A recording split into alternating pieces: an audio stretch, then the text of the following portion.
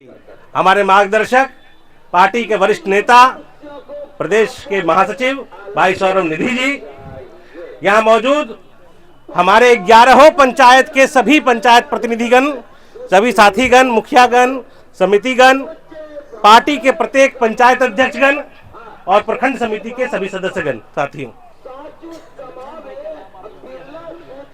इनका हमारे जो है यह भी बड़े भाई और मार्गदर्शक और पहले पार्टी के अंदर सचिव रहे, अभी मुक्त है, लेकिन ये मुक्त नहीं है। ये हम लोगों के मार्गदर्शन के लिए मुंगेर और जमालपुर की कमान को कैसे बेहतर चलाना है, इसके लिए पार्टी ने उनको नियुक्त कर दिया, हमारे पास छोड़ दिया है। तो इसलिए भाई रंजन जी का भी हम यहाँ स्वागत करते हैं। चलिए सौरभ जी की तरफ से भी आपका स्वागत है। साथियों, शुरुआत के आदरणीय विक्रम बाबू का भी बहुत बहुत स्वागत है, आप आए हैं, हम कृतार्थ हैं आपके आने से। साथियों, इस कार्यक्रम की शुरुआत में, विषय प्रवेश में हमारे अध्यक्ष जी ने कुछ बातों को रखा, हम प्रण पे आने से पहले उन पर भी चर्चा कर लेना चाहते हैं, क्योंकि बार बार यह प्रश्न उठता है, लोकसभा चुनाव के अंदर क्या क्या हुआ, जो हुआ उसकी समीक्षा।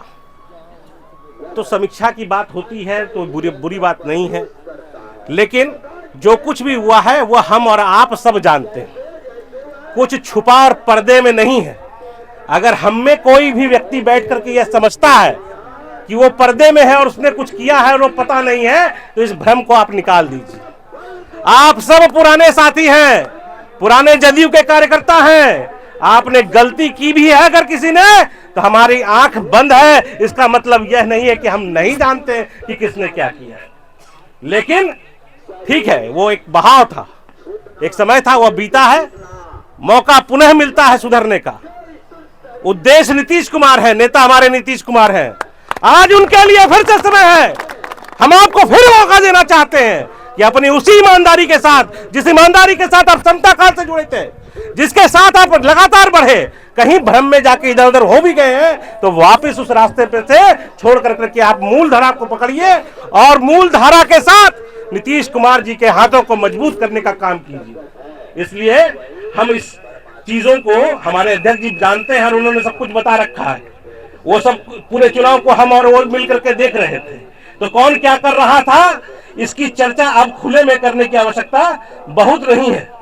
आवश्यकता इस बात की है कि आप लोग भी सचेत रहे। जिन लोगों ने किसी भ्रम में आकर के, किसी के भी कहने के बातों में फंस करके अगर आपने गलती की है, तो आपको यह एहसास हो चुका होगा अब तक में कि वह कितनी बड़ी गलती थी। दूसरी बात यह मैं कहना चाहता हूं, अभी कहा जा रहा था कि हम जो है 2019 में कितने वोट से आए और कहां पहुंचे, तो 2019 के बाद 2020 के कैलकुलेशन को भी याद रखना होगा। 2019 से लेकर करके राजनीति में जो झांझा बताया 2020 के बाद, उसको भी समझना होगा। 2020 से लगातार हमको कमजोर करने की जिस तरह से साजिश की जाती रही और उसके बीच जनता दल यूनाइटेड के कार्यकर्ताओं ने जिस प्रकार से संघर्ष किया, तो 2020 से लेकर के 2024 तक के रिजल्ट को आप लोगों को अध्ययन करना चाहिए। बार बार ये कहना कि 19 में यह था और 24 में यह हो गया है, यह आपको अंदर से कमजोर करेगा। 2020 में जहां थे आप, उससे कितना बेहतर आप किए हैं और कितना आगे जाना है, यह आपकी शक्ति, उससे आपको बल मिलना चाहिए। इसलिए साथियों, अभी बहुत से साथी लगातार कह रहे थे, अलग अलग विषयों पे कह रहे थे, लेकिन आज नए साल के मौके पर मैं आप लोगों से सिर्फ आज इतना ही चाहूंगा कि इस नए साल का एक नया प्रण हम सब लोग मिलकर के ले कि 2025 के अंदर माननीय मुख्यमंत्री नीतीश कुमार जी ने पिछले 20 वर्षों से अनवरत प्रदेश की जो सेवा की है, उस सेवा का पारितोषिक देने का समय इस बार कार्यकर्ताओं का है। आज तक हम नीतीश कुमार के बल पर इस बिहार के अंदर शासन चलाते रहे हैं, इस बार कार्यकर्ता अपना पूरा बल लगा करके नीतीश कुमार जी को उपहार में 225 सीट देगा। इसी प्रण के साथ हम लोग आगे बढ़े, इस साल के अंदर हम काम करें। इसी के लिए मैं चाहता हूं कि क्या आप लोग आज ये प्रण लेने के लिए तैयार हैं कि 2025 में 225 सीट हम लोग पहुंचाएंगे।